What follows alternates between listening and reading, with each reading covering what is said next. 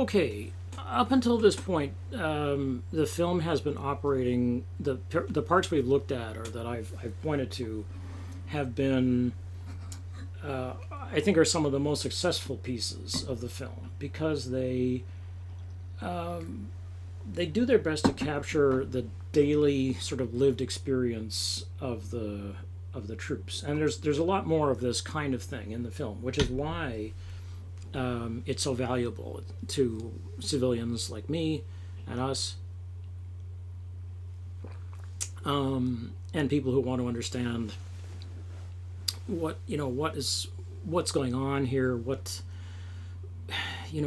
was the problem? What's the problem with this war? Like, why was America, with its overwhelming force, unable to beat this small, little tiny nation, 10,000 miles away? However, at this point, by this third section, which I've called "The Bible Told Me So," things begin to change. And the film shifts from the daily, the quotidian, that is what happens in the quota and making your quota, to the mythic. And this is where we get into trouble. And I think this is where the film begins to make mistakes. And this is, I think, also why the film is embraced by America as being acceptable as a war film, even though it's rough and tough, and it's gritty and it's ugly. And this is probably one of the, to this point, most explicit war films you're going to see. Although I do recommend Go Tell the Spartans, which some of you have seen, which was I think a very fine film. Okay, so I'm going to start off by showing you this quotation from the film, which is Chris, who says, so I'll put this up here. He says, the village, which had stood for maybe 1,000 years, didn't know we were coming that day. If they had, they would have run. Barnes was the eye of our rage, and through him, our Captain Ahab, we would set things right. Okay, so what's going on with this, right? What you need to know is a little bit about two little pieces of history. First of all, where does Captain Ahab come from? Like, why did I put his name up in red? Well, I put his name up in red because Ahab is first a biblical figure and then a figure in American literature of the 19th century. So you're probably most familiar with Ahab, depending on your background.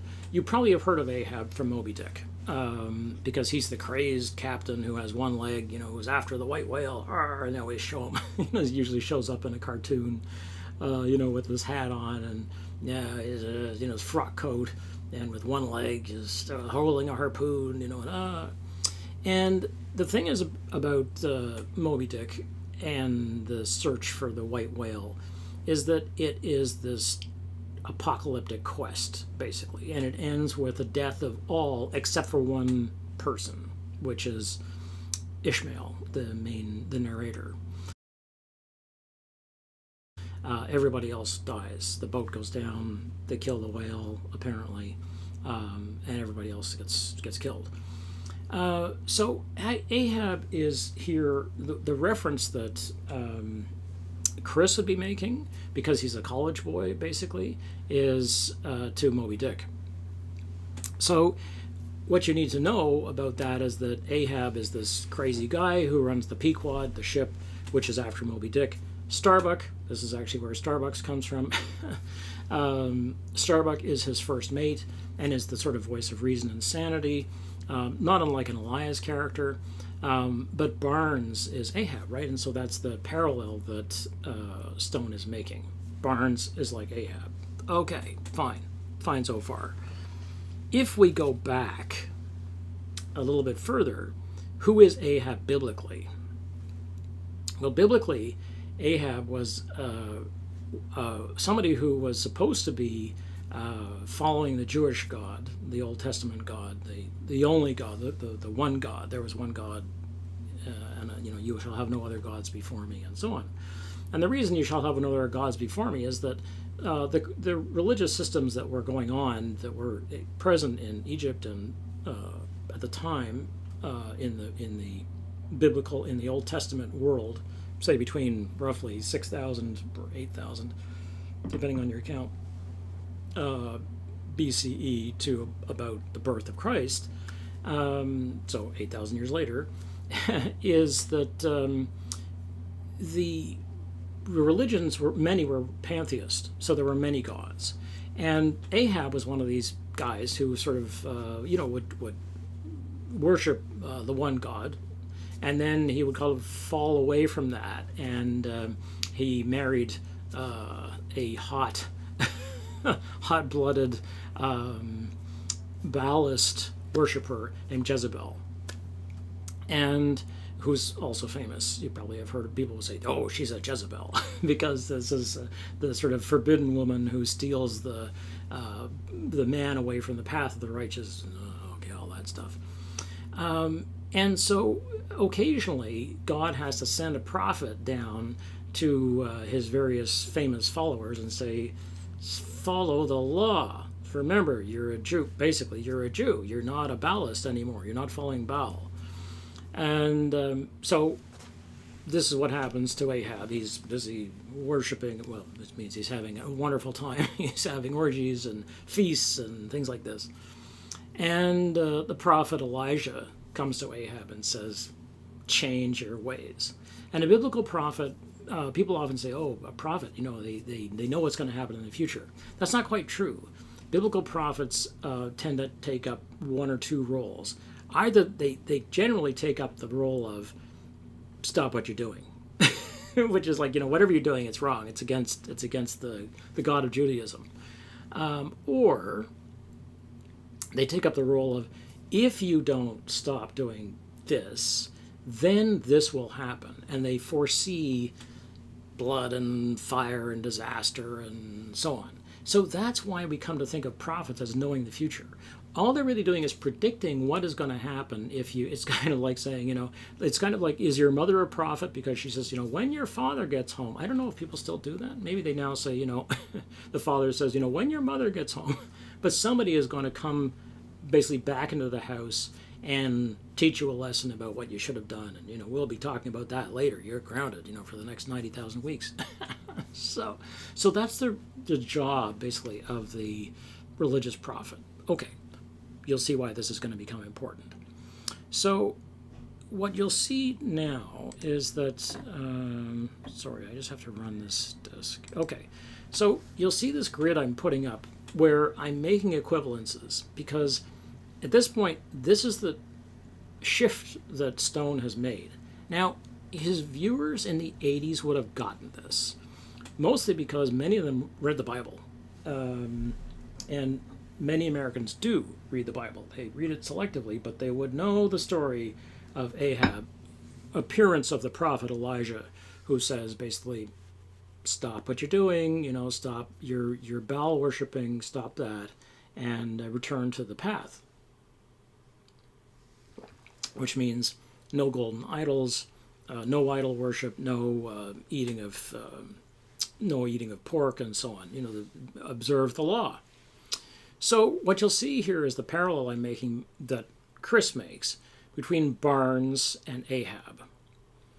And Ahab's opponent is Elijah, the prophet, right? And Barnes' opponent is Elias. So there is then this parallel between Elias and Elijah and Barnes and Ahab, which means that Elias is a Christian prophet, basically. Once we are tuned into that, we're like, okay, wait a second. Now we have to go back. As soon as Chris says the word Ahab, we have to go back and re-see the film, because we're like, wait a minute. What do you mean Ahab? What do you mean? So we just mean the crazy captain from Moby Dick, or is there more? It's like, there's more. So if we then go ahead, and so I've given the biblical citation here from Kings, and we look at the way the film begins, it's like, oh, yes, that's right. The film begins with a quote, or a quotation, from Ecclesiastes, which is one of the books of wisdom in the Bible. And Ecclesiastes, you probably know from its very famous being turned into a pop song in the 60s, which is to everything there is a season, a time to be born, a time to die, and so on. One of the lines in Ecclesiastes begins, "Rejoice, O young man, in thy youth." And the full quotation is, "Rejoice, O young man, in thy youth, but know thou that for all these things God will bring thee into judgment." Right? It's like, ouch. So, in other words, yes, enjoy youth. But remember that if you are a little crazy in your youth, you will still be judged. That finally, in the end, God will bring about Judgment Day, and everybody will be weighed in the balance, basically. And the balance is a series of scales, so you see scales up, down. Okay, that's a balance, right? So if you're weighed in the balance and found wanting, it means that you've been weighed against sort of like this is what good is, and you're weighed and you're like, you lose. You're light when it comes to goodness. It's like, okay, you're not going to be the chosen, right? So what this is a warning. Despite the things that you may feel sort of inclined to do in the craziness of your youth, everything will be counted. Okay, we then move to, then you're going to, okay, now watch the next 3 or so clips, and then we'll talk about that. Okay.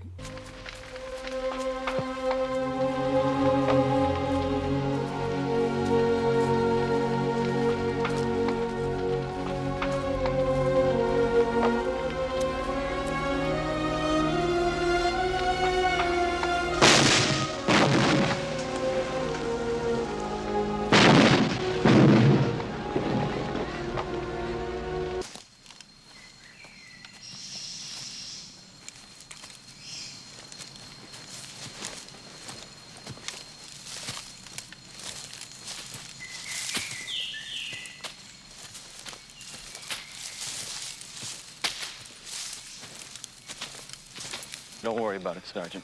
Elias won't be able to prove a thing. He's a troublemaker. Elias is a water walker. Like them politicians in Washington trying to fight this war with one hand tied around their balls. Ain't no need or time for a courtroom out here. Let's go. Sarge? Thanks, Bud. How'd it go there, Bob? Yeah. Yeah, that way, Sarge. Stick 19 flying forward. There's still one on the deck down there. Over the gunships. That's it. Get along the guns.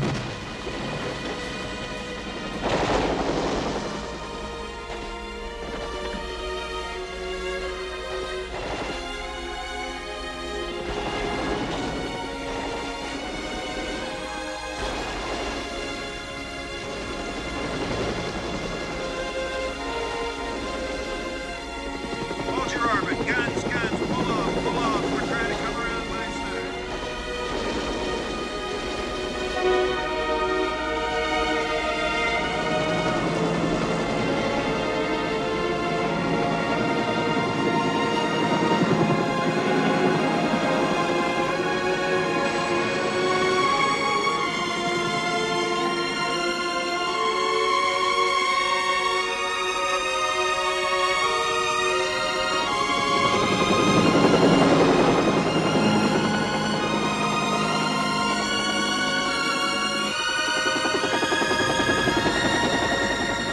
Your Highness has arrived. Hey, what's up? Hey, what's that? Thought you was hanging Lieutenant Cambodia. Look at this. Yeah, man.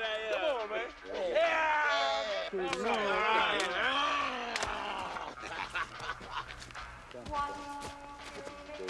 What you doing in the underworld, Taylor? Well, this here ain't Taylor. Taylor been shot. This man here is Chris. He been resurrected. And so you've just seen a series of what are irreducible religious clips, basically, where first we have the men as they leave the village and destroy it, and this is Exodus, where there is an exodus, that is, there is a leaving, where the the tribes leave behind Egypt and Pharaoh, which is destroyed by God, and what's left basically are the chosen, who then wander in the wilderness. And this leads on around an hour or so into the film to Chris talking about the Civil War and the platoon and so on. This Civil War and the platoon is, we get a picture of this is going to happen right away. So if we go back and look at the early part of the film, especially the first 3 minutes again, and I've just showed you a little tiny bit of this, you'll see here's Elias walking with the machine gun right up on his neck. Now, he's carrying like the crossbar of the cross, and there's no doubt about it that Stone is showing you this a couple of times to make sure you get the point that Elias is going to be the sacrifice here, but Elias is going to be this martyr, and that's why he's so likable. And in the original cut of the film, Elias reappears, a different shade of Elias reappears later when Chris is puzzled and he sees this sort of ghostly, demon-like Elias who appears to him. They cut that out. It's in the Blu-ray. You have to look at the extended edition. Anyway. As well as, there we are walking, going up the trail, and there's this snake in the garden. It's like, oh geez. So we didn't, we saw that before. We're like, ugh, snakes.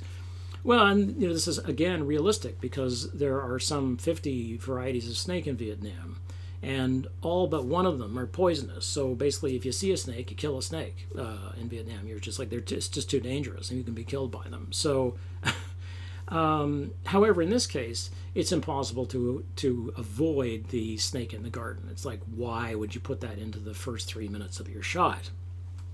Then we have the discussion between Barnes and the lieutenant. And the lieutenant is the inexperienced lieutenant who has been sent basically out to the field to get experience, to become a leader of men, and so on.